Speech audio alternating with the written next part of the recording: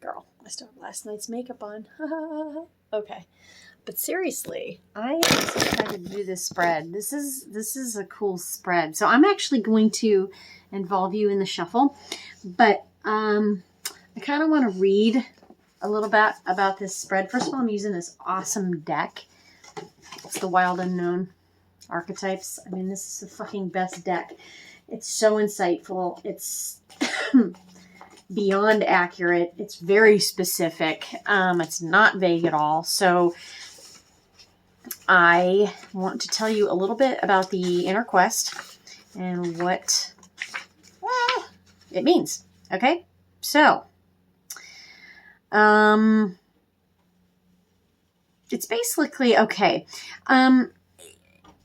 We don't have a specific question necessarily, but it's just basically who, where, with what, and why. It's almost like Clue. It's a metaphysical, esoteric, spiritual clue game. All right. So that's what we're going to do. Inner quest, pretty self-explanatory. So the first one we're going to do is card number 1 is who. The archetypal side of the self that is most dominant in the story. This is the part of you that needs attention in order for you to understand and move forward with your quest. And I think a story will emerge as to what the quest is for you. I guess for me, it's healing. It's about your highest good. It's about, the path that you're headed down. I don't necessarily think you have to have a specific question in mind. I was kind of hoping one would fly out. And again, this is the who. So we're going to, I was hoping the universe would talk to me and send me one flying out, but it might not. So I might have to just pick one whenever I'm done. I feel like it's ripe. You know what I mean?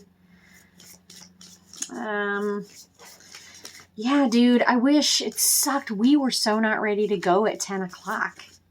Like, we had to go because he works at Richard works at the Cleveland Clinic. So, and plus, you have to go.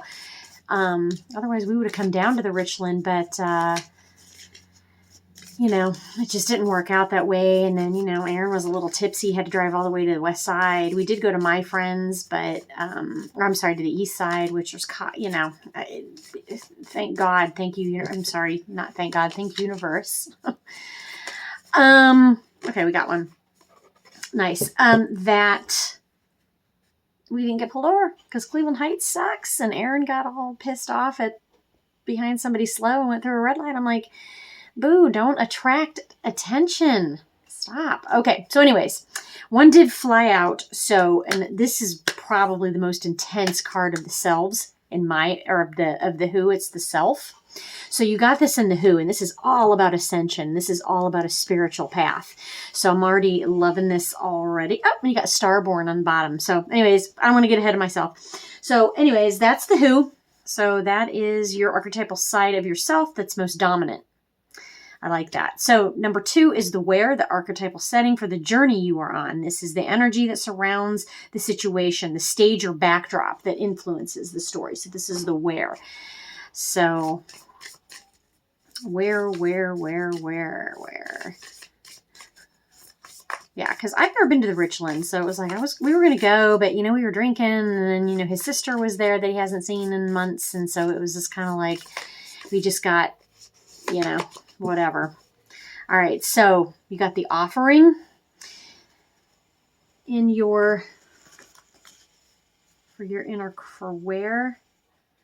I want to say that that's not right. I wonder why that came up.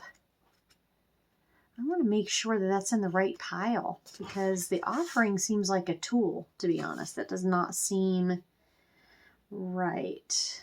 Yeah, that was actually in the wrong place. So I'm going to keep that. This is just going to be a little bit of a clarifier. We're going to keep that because I pulled it obviously for a reason. So anyways, that was in the wrong pile. I do like the offering though. Because you have an extremely generous spirit. You give and give and give and give and give and give, even if it makes you unbalanced. I already know that. So that's just kind of a little side note. It came out for a reason, so we're going to take it. So where? What's the setting? What are we doing here? What's the setting for this? All right, give me a sign, universe, the setting. This, oh, one wanted to come out and it didn't. So, okay, 3 more shuffles. 1, 2, 3. Okay. All right, so, okay, you got the Venom. So that's the where. It just doesn't seem right. Oh, you know what? I have these all reversed. Yeah, okay. So we're actually gonna, I have them reversed. So we're going to take the Venom and the Offering. But I just was in the wrong. That's actually, never mind. I'm jumping ahead of myself. Okay. I should probably re-record this. You're like, what the fuck is she? I'm rambling. Okay, so this is the where. Starting all over. I had the piles reversed. Oh, okay, so this one flew out. You got the Castle. Got the Castle. Now that one came out reversed. I do, when I get these, because they're round cards, I do read the reversal too, because it might resonate more with you. So anyways, so we got the Who, the Where, finally, and then this third one, which we already picked inadvertently, was with what? So the archetypal tool you must use, find or give up, so destiny can unfold. Think of this as the key to the situation, or the best tool for the task of hand. So you have the Offering, but I also pulled the Venom. So we're going to take both of those. Now the last one is the Why. So this is the deeper purpose of your journey. This is the mythic theme or challenge that you will face as you approach your growth edge. Think of this card as what the entire journey is about. So there's only a couple of these cards, and these cards are intense. These this last pile, it's pretty intense. So but this gives so much insight. I'm not kidding you. So you got Apocalypsis. I know it's intense. And I mean, even the picture is intense. It's just all intense. Okay. So we're going to start. So the first one, like I said, is the Who. So it's your archetypal self that's most dominant. And you got the actual self card, which is, to me, a super, super powerful card. It's a person that is ascended or is very intuitive, possibly psychic. That's in my opinion. That doesn't actually, I'm going to read you what the card actually means. So again, I mean, it's gorgeous. I mean, you got like, it's all the chakras, and you know, to me, that's like the heart chakra, the aura, all that good stuff. So it's the soul, the witness, the watcher. So the self is the prism that allows the spectrum of our personalities to radiate. It does not judge, prohibit, suppress, or oppress any of its parts, as it lovingly knows that all aspects have a time and a place, and leads us to experience the full breadth of life's offerings. The self is the central abiding container, the awareness of the infinite universe of possibilities. And when this card appears, it's a call to step back into witness consciousness, to observe yourself navigating the world. Ask yourself, am I the stew or am I the chef? In most situations, your ego draws us into the cauldron where we swirl, spin, and smolder in chaos. Yet the self is a graceful culinary dancer, watching, waiting, observing as the spectrum of ingredients become the flavor of our life.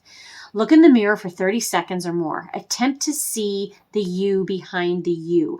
Now, this came out upright. So it's witnessing, accepting new aspects of self. Now, some things that you might have problems with when you are feeling down or depressed or not confident is about being disjointed, fatigued, diffused energy, and lack of purpose. So there's that. Why is this? This thing is freaking out. Okay. Watch Robert Bly read Kabir's poem, This Clay Jug. This kind of gives like something to go deeper with. I always read that part. So it's no surprise that 2 central mantras in the yoga tradition concern themselves with the self-experiment with Soham, or I am that, and Sat Nam, which is true identity. If this card is perplexing for you, you are on the right track. It challenges us to expand our sense of identity beyond the little self, and the ego resists such movement. So, I mean, I love this card. This card is amazing. So powerful. A little bit of clarification. Underneath, you got the Starborn. Usually when I see the Starborn, it's about, I mean, I have a friend that I did this reading on, and she got the Starborn, and she believes she's a starseed. Some people subscribe to that, some people don't. I don't know what I think about it. I mean, it's basically, if that's what she believes, then I believe that, you know, and she's pretty spiritual, and she's pretty woke. She does Reiki, so it's just a little clarification. I kind of saw this at the bottom of the deck, and I wanted to talk about it. So it is about the divine child, but it came reversed. So there's a feeling of misalignment and a feeling of longing, of loss.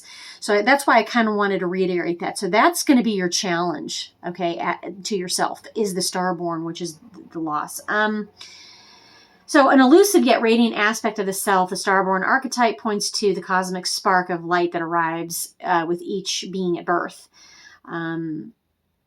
So the Starborn naturally feels a destination and purpose, but this was reversed. So that is definitely your challenge, is to feel like, what is my purpose beyond the mundane? Okay, so I hope this resonates. I feel like it might. I really, for some reason, I was guided to look at the bottom of the deck. I don't always do that, but for the self, and the Starborn is pretty powerful to me, and it does kind of mean otherworldly. So you're in tune with it, but you know there's more, but it's like you're, when you do tend to struggle with that. So, all right, so moving along, we have the where. So this is the setting for the journey, and the setting is the castle. So we have a really pretty eyeball and a rose. So we got the castle. So this is the backdrop for your story, basically. So I just don't, why do we have to be fancy and have Roman numerals? Can we just not do that? Okay, so the castle. So this is the backdrop for your story, your journey. So it's the palace, the penthouse, the fortress. It is no fairy tales tell of sleeping princesses within castle walls. Like most archetypes, the castle is loaded with duality. It represents abundant riches, seductive fantasy, ornate wonders, and lavish adornments, yet the walls are thick, cold, and shadowy. This card points to a tendency to hold on to possessions, quite possibly a literal home or position that project the image of achievement, while the soul longs to run barefoot in the forest, leaving it all behind. At times we must settle down, yet the castle lulls us with its spell of materialism, and we fall asleep to our deepest dreams. The castle can be a motivating force, an enchanting goal to travel towards, but it is best not to linger within its walls of decadent deception for too long. This was upright, so it's visiting your throne of power is what the message is. When it gets dark, it's stuckness, depression, spells, and walls put up.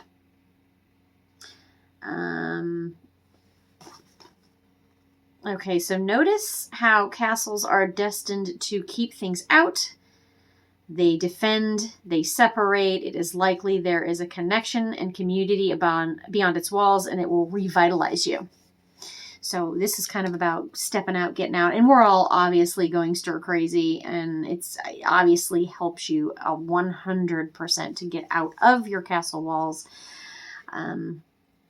Even if that's only metaphorically speaking, but it's also literal to me. So if this card appears with the king, the queen, or the maiden, which it does not, okay, nope. So that doesn't apply to you, and that's a power struggle. And that's not your story, because it didn't appear with any of those other things. So to me, the castle's just, for some reason, the bird in a gilded cage kind of comes up. That a castle can be a prison of sorts as well. But this did come up right, so I feel that it's good. It's a good setting. It's also opulent. It's big. It's gorgeous. It's roomy, but it's also drafty. So. All right, moving along, we have the tools, and you got the offering. So the offering has more Roman numerals, which I'm going to freak out. Let's see. Okay, so we have the offering. That's the card that I first picked. So I don't know if you can see that. So you've got the offering. So unlike many, okay, so it's the gift, the present, the sacrifice. Unlike many of the other cards in the deck, the offering carries a clear as day message and a call for action. As you may have guessed, it is a time for something to be given or given up for the sake of the bigger picture. If nothing comes to mind immediately, though it's likely it will, take the time in meditation to consider what must be offered and who is to receive it. You'll likely feel attachment and hesitancy. You'll make excuses, but recognize the link between the word sacrifice and sacred. One leads to the other. When we offer up something to the greater good, we lighten our load and become more able to serve. Imagine for a moment if you were to offer your whole self unconditionally to the world for now, but for now, start small. So this came up right: generosity, donation, and volunteering, which I feel like you already do that. When it's dark, it's giving with expectations and keeping track of, what people owe you, that kind of thing. Karma, to me, it's also karma, a little bit of karma. So go deeper. Odin's sacrifice of his eye in Norse mythology. I have the same starseed friend that's very connected with Odin. I'm not too familiar. I just, I don't know a ton about it. Once a week, Gandhi gave up speaking for a day, offering himself to divine silence. The offering can come in all shapes and sizes. If there is a gift you've been thinking of giving someone special, now is the time. I feel like you are an extremely giving person, so I'm not at all surprised this came up in the tool section, which is about with what the archetypal tool you must use, find, or give up so destiny can unfold. And, I pulled another one, which was the venom. Now, the venom is reversed, but I want to read it too because I did pull it. So it's about the poison, the curse, and the toxin. Now it came upside down. So it's about a willingness to find a solution or to forgive. All right, in this situation. And again, it's clarifying the offering a little bit. So maybe it'll help you a little bit to kind of figure out what exactly the offering is about. So much to our dismay, the venom is always lurking in the shadows in one form or another. Its toxic presence may be found in our relationships, thoughts, speech, or environment. Thankfully, the cycle of purification and detoxification comes so naturally that it is built into our every exhale. We breathe out carbon dioxide, and the plants return it to us as oxygen. Archetypal venom is rarely remedied as easily. However, it can come in potent forms and quantities that are deeply damaging to us and to the world. When the venom card appears,